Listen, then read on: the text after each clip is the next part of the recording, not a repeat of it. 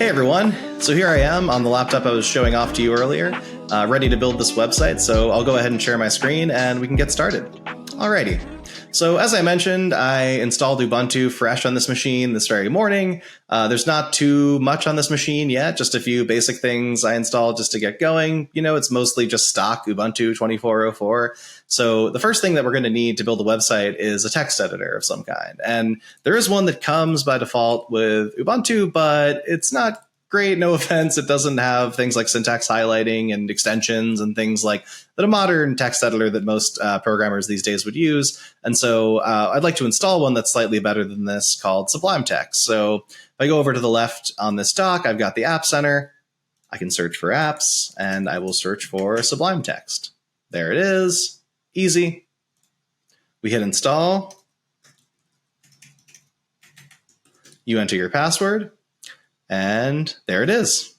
Boom. Okay. So now we have a text editor. This is pretty nice. And the next thing that we're going to need is an HTML file. So you might have heard of HTML. It stands for Hypertext Markup Language. It was created around the same time as the internet was created. And Tim Berners-Lee, the creator of the internet, who created it at CERN over in Switzerland, one of the particle accelerators, the original reason he created it is to make it easier to share research results and research papers. So HTML is a format that's really meant for documents. But these days we're using it for more than that. We're using it for web apps and larger projects, you know, things like Twitter, you know, the frame.work website. They're all built using HTML. And we're not just using it to share research papers anymore. So to start your first HTML document, you need a doc type declaration. Now, this used to have more attributes on it, but since we moved to HTML5, it's now just if you have this, it means you're using HTML5, and you need really nothing else. And I'll go ahead and just save this file just to get that going. Go to File, Save. And what I like to do is have a dev folder, and inside of that dev folder, keep all of my developments. I've only got Tashi in here because I had to clone that from GitHub. I like having that on all my Ubuntu machines to start. It sort of remaps my command key. There's more about that in my other video. But anyway, I'll make a folder here for our website. Let's call it, you know, coolest website. And then I'll save this file as index.html. Oh, whoopsies. Dev, coolest website. And then index.html. Hit save, and that's important. Naming it index.html helps the web server find it. It should always be, this is sort of your first file of your website, your entry point, so to speak. And since back in the day, the early 2000s, late 90s, you always had to have this index.html file for your website to work correctly. So I've saved it as .html, and one of the benefits of that is that Sublime Text now has syntax highlighting. And so, you know, if I type in something that's kind of weird, notice that it's a different color than stuff that's actual legit HTML code. And on the bottom right, HTML is selected. I could select many of these other languages, but that's the one I'm using, and that really helps us build this file quickly. So let's lay out a basic HTML document here. So we've got the doc type. We've got the HTML tag. We have the head section. By the way, if I hit enter here, Sublime Text will autocomplete tags for me, and that's really nice. We also have the body section. All right. And so the body section is kind of what your users will see for the most part. The head section is for including things like scripts and style sheets and all of that, and also the title tag. And this is what determines the name of the tab that we're in. So I might say the coolest website. All right. And then inside of my body, again, that's the text that users will actually see when they hit your website. So I might just say, hello world. All right. And then I'll hit save. All righty. And then let's actually look at the website and see how it's looking so far. So if I go to coolest website, right click, I want to make sure I'm opening with Google Chrome. There it is. Hello world. And you can see on the top in the tab, it says the coolest website. So we're very good there. That's our very first bit of HTML. All righty. Now, we normally want our HTML headlines or titles to of the page to kind of be annotated as such. And so for that, we use the headline tag, and it comes in a few different flavors, H1 through H7. H1 is kind of the biggest headline you'll see. H7 is a bit smaller. So we'll hit save here again and hit refresh on the browser. And now this is a bit larger. And then another tag you might use commonly is the paragraph tag. So Here we go. We'll fill in some lorem ipsum there. That's kind of what typesetters used to use to test the printing press, and now we'll use it to test our website. And as you can see, it kind of ends up there. The headline tag added a little bit of spacing, which is nice. And yeah, that's kind of our very first body of the website. But the problem is it looks really ugly. It's just black and white. And this is really good for sharing research papers, I'm sure. But, in the modern web, we want things to spice things up just a little. So to do that, what we're going to need to do is add some styles. And we use what's called the style sheet to do that. So here we go. We're going to add this style tag, and then we're going to close it out. And then inside of the style tag, we can write what's called CSS. So you've probably heard of this before, but CSS stands for cascading style sheets. And the reason why they're called cascading is that typically the CSS at the bottom of the file will sort of override CSS at the top of the file. And there's also a bunch of other rules around sort of precedence and order in CSS that kind of give it its name. So in order to write CSS, we need a selector, in this case, the body tag. Let's try that.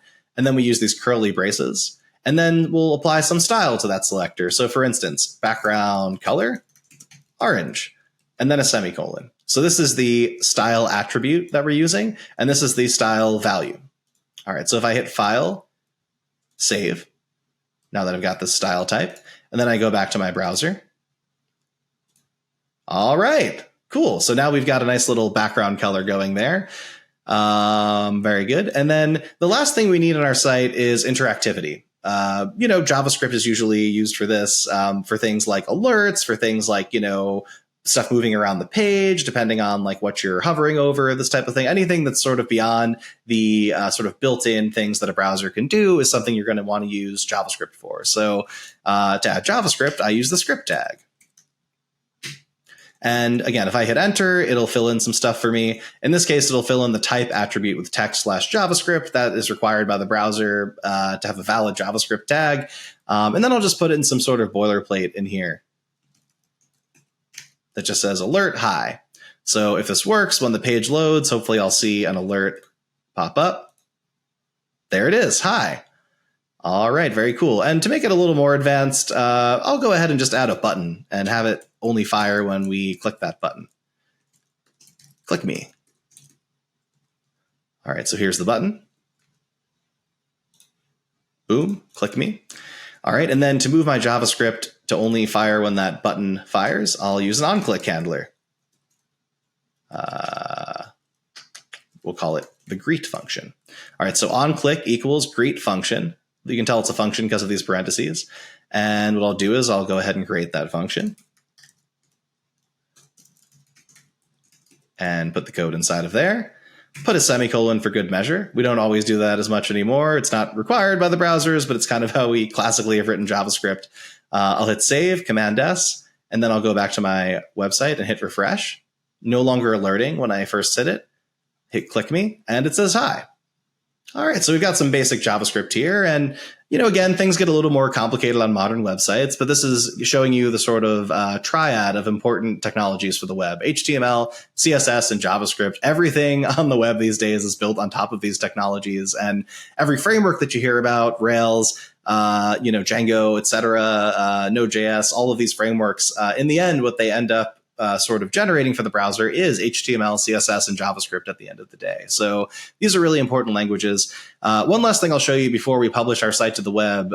It's not really good practice to have your styles and scripts directly in your HTML file, and so we should offload them to separate files. So if I go ahead and create a new file here and then hit save, it should save it in the same folder. That's very important. Coolest website. And I'll create a file called styles.css. All right, and this is where I'll go ahead and put all my styles. Body. There we are. Cool. And then I will go ahead and link to it. So we use a special tag for this called the link tag. Again, Sublime Text, very helpful editor. If I hit tab here, it's going to expand this out to whatever I need to build this tag. Boom, done.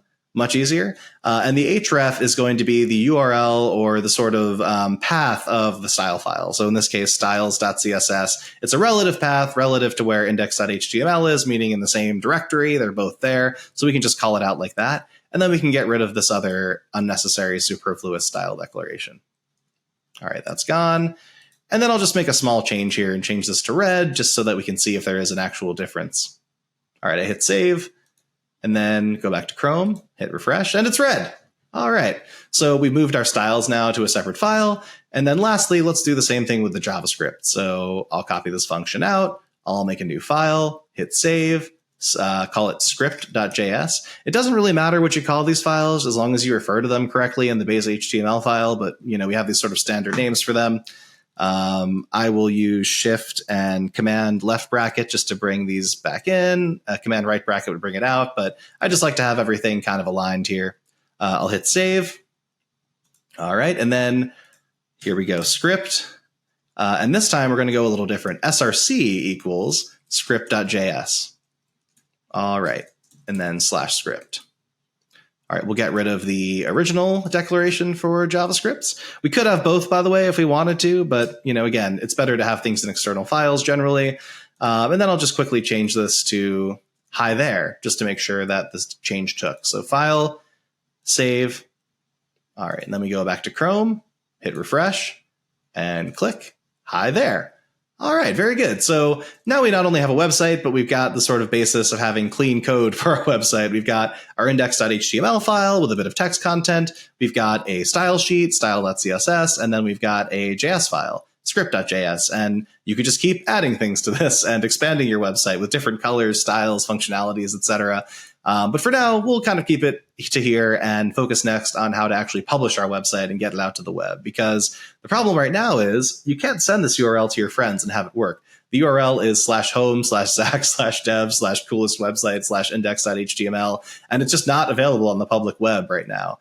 And that's because our website isn't hosted anywhere. Right now, it only lives on our local machine, and we also have no server to serve it out to people. So luckily, GitHub has a really easy solution to this called GitHub Pages, where we can push our files up to GitHub, and they will serve our files to our friends at a certain URL. So why don't we get that going? And the very first thing we're going to need to do is log into GitHub. So I'll go to github.com. Luckily, I'm already logged in. All right. And then in the top right, we want to create a new repository. All right. You can decide who the owner is. I'm not going to make a framework one for this one, but I'll just call it the coolest website. I don't need to use a template for this. I want it to be public because I want my website to be public. But be careful creating future repositories if you're ever making anything you want to be private. I'll hit create repository. All right, cool. And there it is. So now the question is, how do I actually get my files here into my repositories so that I can then publish them on GitHub Pages?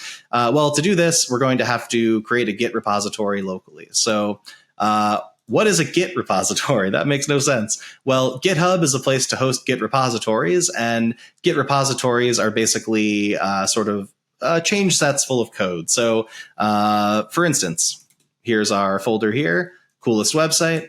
And right now we have 3 files in it, index.html, script.js, and styles.css. If we change them later on, it would be nice to know what those changes were, when they happened, who did them, etc. And Git is going to help you control those versions. That's why it's called a version control system, or VCS for short. So right now, things are really simple. We only have me editing the website, and it's a very small website. But as the websites grow, Git will help you stay organized as other engineers join your project. As you make new features, you can branch off and work on them in isolation and then merge them in later. So it's got a lot of really powerful features. But the first thing is that we need to install Git.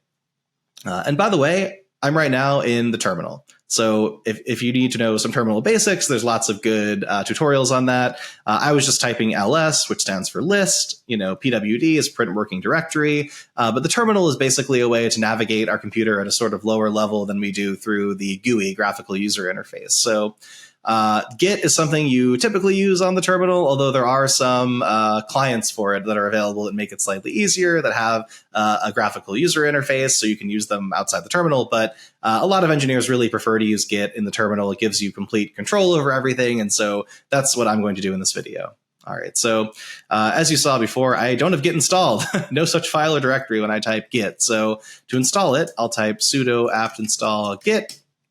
I will enter my sudo password. All right, and then it'll go ahead and set it up. Cool. And then if I type git, I instead get this, which is the help file. Go ahead and expand my terminal to make it a bit easier for folks to see. So notice how I'm getting this instead of this. So this would mean it's not installed. This would mean I'm installed, but what do you want me to do? All right, so we've got Git now. And if we type Git status, it will tell us, are we in a repository? What commit are we on, etc. As you can see right now, it's not a Git repository here. To make one, we just type git init, which stands for git initialize. All right, so now there's an empty repository. And if we type git status, we can see we're on the main branch. There's no commits yet, and we have some untracked files here. Git log will tell us if there are any commits, but there aren't any yet. So what we want to do here is make our initial commit. And a commit is a sort of change set. It's a moment in time, a snapshot of the code that you can compare to other commits to see what the diffs are between them, this type of thing. And you sort of stack these commits over time as you work on your project. And again, you can branch off, combine that branch into your main branch of commits, etc. But the main thing you have to know right now is we have to make an initial commit in order to push to GitHub. So to make my first commit, I'll type git add -a, capital A. That'll actually stage everything for committing. So now notice how these are green and they say new file. So that means that they are changes to be committed, as you can see. And then I'll make my first commit by typing git commit -m. And a lot of people like to just say initial commit. All right, very cool. Git log. All right, there we are. Initial commit. Now, if you haven't ever run Git on a system before, you might have to configure your email and your name. They will provide instructions on how to do that and tell you which commands to run. It's basically 2 commands around git config. But since I installed Git on this system a bit earlier and uninstalled it, it's not prompting me to do that. So I've made this initial commit and then typed git log, and now you can see it right here, and it exists. Again, after pressing Command L to clear the terminal, git log, there it is again. All right, so now we have to push our commit to GitHub. All right, so in order to do this, we are going to have to, and let me just clear some things out here. We'll cut that out later. All right, so in order to push to GitHub, we are going to need an SSH key.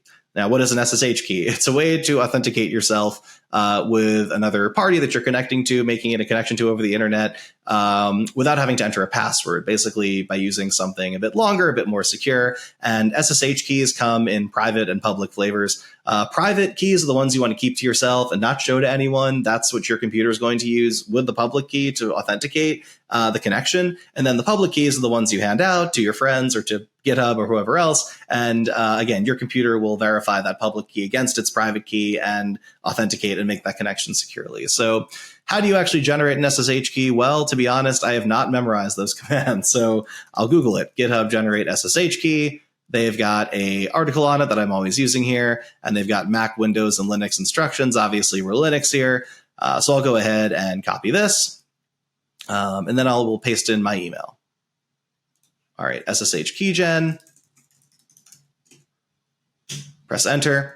I'm going to save this in the default file, which is .ssh/id ed25519. I'm going to actually not enter a passphrase for this because it's just for purposes of this video. If you would like your key to be a bit more secure, you can have a passphrase as well and enter it here and then enter it again. And then there we go. There's my key. Now, how do I actually get that key into GitHub? So what I want to do is copy the, again, public key into GitHub in my settings. So to actually get it out of the computer, now that it's been generated, we can look at it again by typing cat ~/.ssh/ and then typing ID and pressing tab. And then make sure that you put .pub at the end. Very important thing, because otherwise you're going to be sharing your private key. This is your public key. It ends in .pub. All right, so cat is a command to concatenate something to your terminal, in this case a string, sort of to print it. And so what we're saying is, all right, the contents of this file, put it in my terminal and output it. So here it is. This is the key. You can see that at the front it has the encryption algorithm used, ed25519, then the actual key, and then my email address. It's CMF framework. So I'll copy that, and then what I need to do is go to GitHub, go to my settings. Here we go. And then go to SSH and GPG keys, new SSH key, and let's call this key for video compy 2. I got another video compy. All right, we'll paste this in. It's an authentication key, and we will add. All right, and it was successfully added. All right, so now that that's been added, we can actually push to our repository. So if we go back to the coolest website, notice how it says SSH under here for quick setup, and we are cool. We've done this before. So we can copy the SSH URL, and then we can either push directly to it, or what I like to do is git remote add, give it a nickname. The usual name for the first remote is origin, and then git push origin main. So git push origin to that URL I just gave you and to the main branch. We'll hit enter. Since this is the first time we're pushing to GitHub, it's asking if the authenticity is basically, this is like the first time you push, you're usually going to see this. And we just have to sort of say, yes, this is like a legit host in layman's terms, I guess. All right, so it pushed, it wrote the objects and made a new branch. And then if we go on GitHub and hit refresh, there's our website. Cool.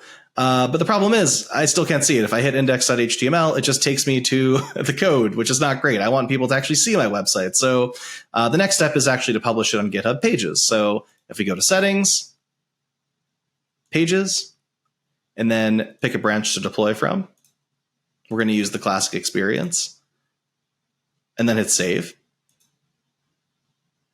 All right. So it's currently being built. In fact, if we go over to actions, we can actually see it being built right now, going through the build and then reporting the build status and then actually deploying for us. So that's pretty cool. And once this is done, we should be able to access our website on the public web and send it to our friends and everything. And that's because GitHub is going to act as our server and also sort of do everything we need in order for this website to actually end up on someone else's computer when they hit a URL and not be on our computer. So our computer can be shut off and someone can still see our website, which is kind of the goal. And so in this case, GitHub is acting as the server for our website instead of the server being something we run locally. All right, so it looks like the deployment completed. I've actually got GitHub configured so that new GitHub Pages sites end up as sub paths of my domain, zfeldman.com, but you'll probably see a github.io URL here, and you can just click it. And there's our website. If we click me, we get the JavaScript alert. Very cool.